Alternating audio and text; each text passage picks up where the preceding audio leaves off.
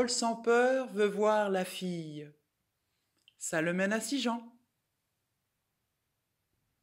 Et là-bas, au café à Sigean, en fin de soirée bien arrosée, les yeux s'allument. On ne parle plus que d'elle.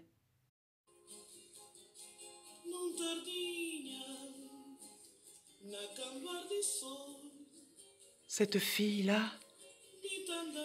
elle ne veut pas faire le signe de la croix. Elle parle d'autre Dieu que le nôtre. Cette fille-là, elle est folle de son corps. Elle se peint les joues de traits bleus, le bout des seins et les talons en rouge, et elle sort, les pieds nus, dans des sandales qui laissent voir ses ongles brillants comme ceux des mains.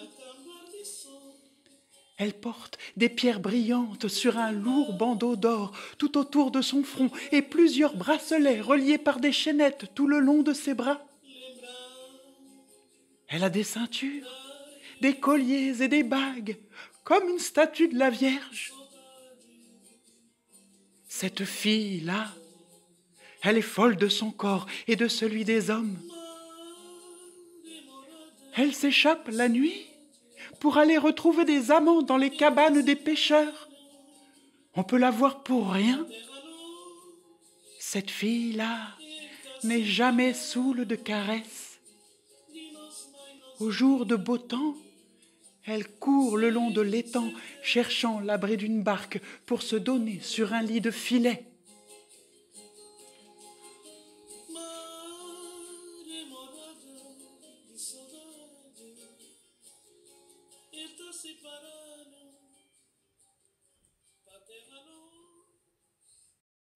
Paul sans peur en sait assez.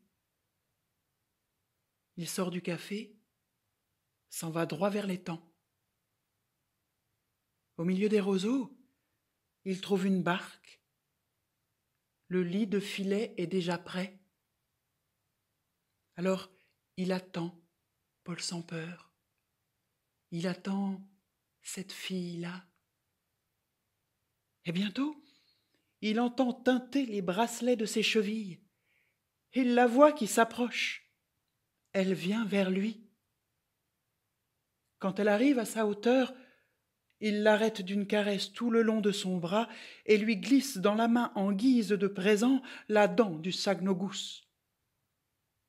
Cette fille-là regarde la dent, regarde Paul sans peur et se jette sur le lit de filet en riant. Paul sans peur s'allonge à ses côtés, referme la barque sur eux. Cette nuit-là, de caresse en caresse, cette fille-là rit, gémit, crie, et on entend ces cris de chatte ensorcelée dans la nuit. Oui, on entend ces cris courir sur l'étang de Sigean à Gruissant. Alors, dans son domaine, le Seigneur se réveille. Il reconnaît les cris. Il réveille tous ses gens, et tous, ils sortent armés, toutes torches allumées. Enragé, le Seigneur part devant, suivi de tous ses gens. La nuit, les cris le guident. Il s'en va droit vers l'étang. Il trouve la barque retournée au milieu des roseaux. Il la soulève.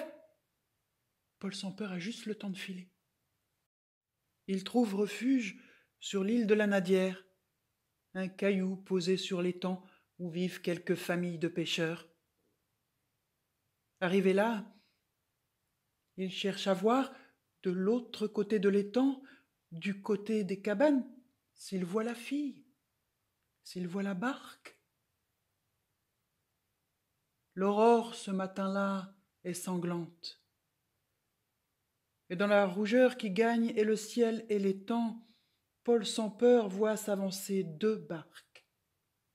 Dans l'une, menée par un seul homme, se trouve la fille, debout, parée de tous ses bijoux, ligotée à l'avant telle une figure de proue. Dans l'autre, on distingue le Seigneur et ses gens. Au milieu de l'étang, au plus profond des eaux, les deux barques s'arrêtent. Le Seigneur fait un signe de la main. Dans la barque de la fille, l'homme qui mène soulève une planche du fond et rejoint l'autre barque. La barque de la fille s'enfonce lentement, tout droit. La fille ne bouge pas, même pas ses lèvres. Elle disparaît, engloutie par le reflet du ciel. Tout cela s'est passé dans un silence extrême. Pourtant, Paul sans peur ne l'a pas entendu venir. Mais une main se pose sur son épaule. Il se retourne. C'est un vieux pêcheur d'étang, au visage griffonné par le vent, le soleil et le sel. Ah, tu aurais été le dernier avec elle. Mais des filles, et des plus belles encore, il s'en trouve sur les îles. Des marins, de mes amis me l'ont raconté. Mais pour y aller, faut naviguer, faut prendre le large. Allez, reste pas là.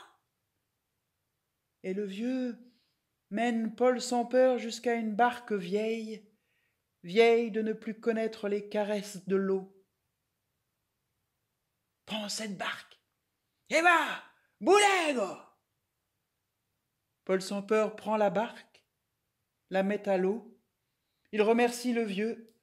Il quitte la nadière, quitte l'étang par le gros de la nouvelle, et enfin il atteint la mer.